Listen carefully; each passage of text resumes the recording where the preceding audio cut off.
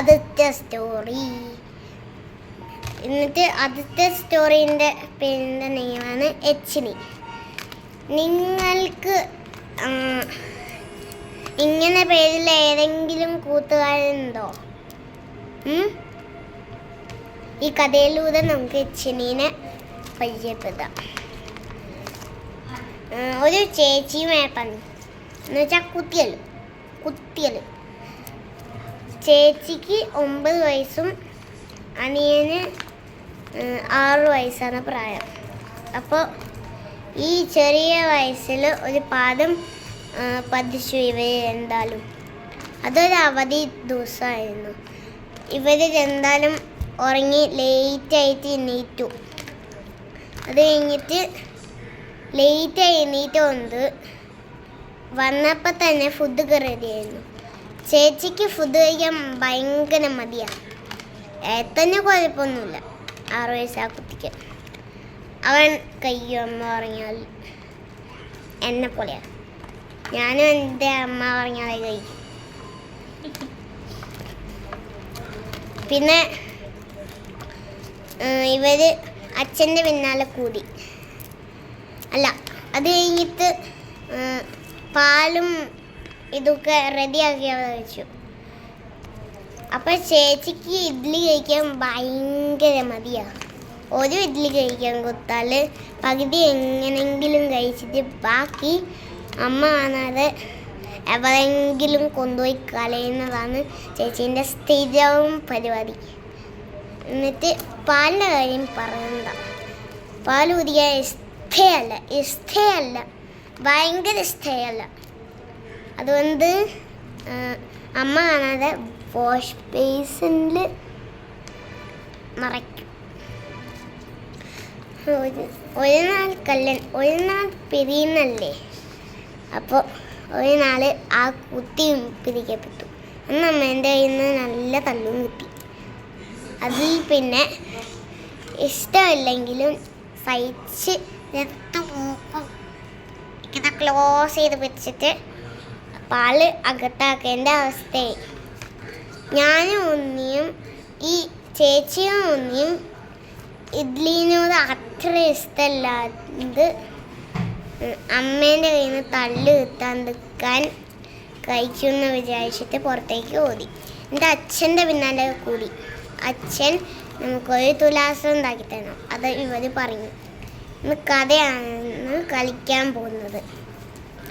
എന്നിട്ട് അവരത് ഉണ്ടാക്കിക്കൊണ്ടിരിക്കുമ്പോഴാണ് പെട്ടെന്ന് അടുക്കള വശത്തുനിന്നൊരു ശബ്ദം, അമ്മ.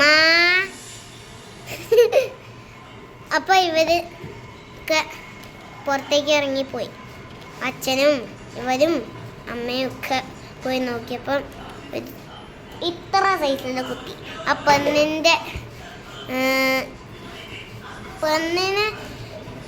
പെണ്ണിനും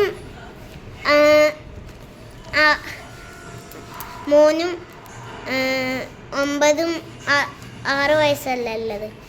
ഈ കുട്ടിക്ക് എത്ര വയസ്സേ ഉള്ളൂ അറിയോ? 4. എന്നിട്ട് എനിക്ക് എന്തെങ്കിലും വേണമെന്ന് തമിഴിൽ പറഞ്ഞ്. എന്നിട്ട് അമ്മ പോയിട്ട് ഒരു ഇല അതിൽ 3 ഇഡ്ഡലി വെച്ച് ചമ്മന്തി ഒഴിച്ചു വെച്ചു. എന്നിട്ട് അവിടെ കൊടുത്തു. കൈയരികി വന്ന ആ കുട്ടി എന്നിട്ട് അത് ആസ്വദിച്ച് കഴിക്കാൻ തുടങ്ങി. അപ്പോൾ കുട്ടി മുഴുവനും കഴിച്ച്. എന്നിട്ട് അമ്മേൻ്റെ വക ചോദ്യം, ഇനിയും വേണോ? അപ്പോൾ ഇന്ന് മൂളി. അത് കഴിഞ്ഞപ്പോഴാണ്